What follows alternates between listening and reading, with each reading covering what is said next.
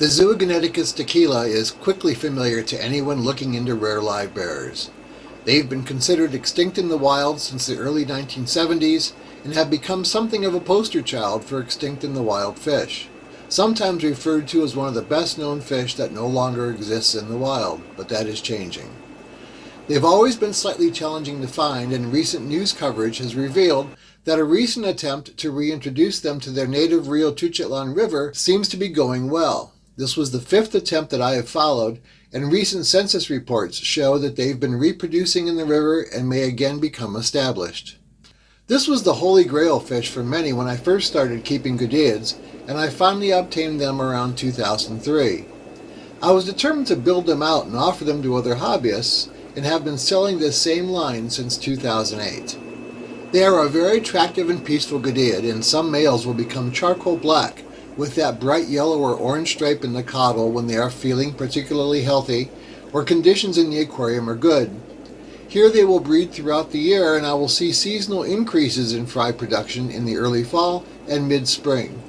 They are less tolerant of warmer temperatures and should be maintained at or below 75 to 76 degrees year-round, with slightly harder water and slightly higher than neutral pH. They have become adapted here to a pH of 7.4 with a hardness of just 90 ppm, though they might do better in slightly harder water. They're kept at between 70 and 74 degrees throughout the year. As a live bearer, a substantial portion of their diet needs to be a good quality spirulina vegetable flake, and they are fed here the mix of 2 flakes, a vegetable flake and a high quality carnivorous flake. They are fed dry food twice a day and frozen newly hatched baby brine shrimp once a day.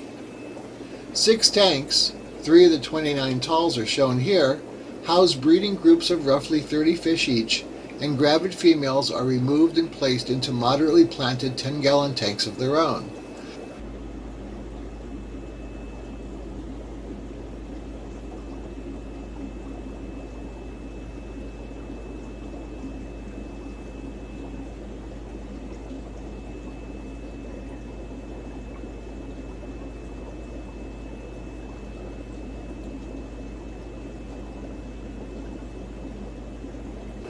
The way that I build out their numbers is to take one gravid female and place her into a moderately planted 10-gallon tank by herself, where she drops her fry, and then she's removed after giving birth.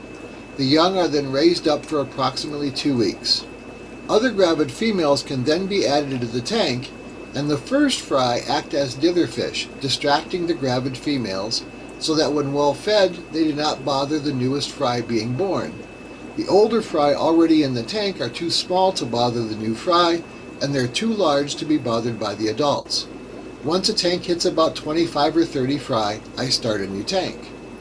Spawns are generally between 3 and 10 young, and the new fry will take finely crushed dry food and newly hatched baby brine shrimp, either fresh or frozen, soon after birth.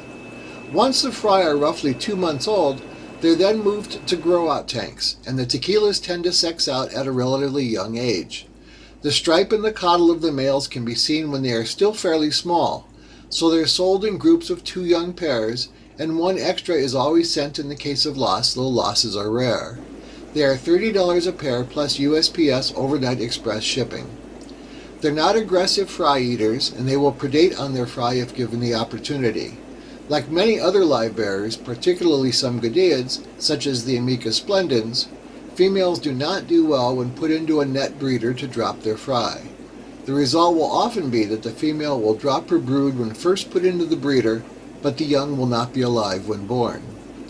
The tequilas are also interesting in that though they will live as long as 4 years, their reproduction drops off at about 2.5 years old, and you must breed them when young.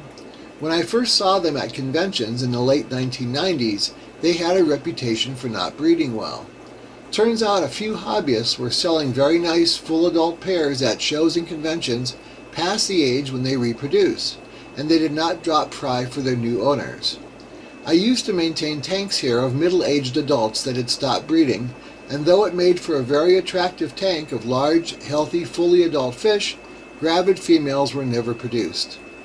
I'm very pleased to offer these fish for sale and look to continue with them to help keep them in the hobby. Please email me at selectaquatics@gmail.com if you'd like to order a group of 2 pair or more of them.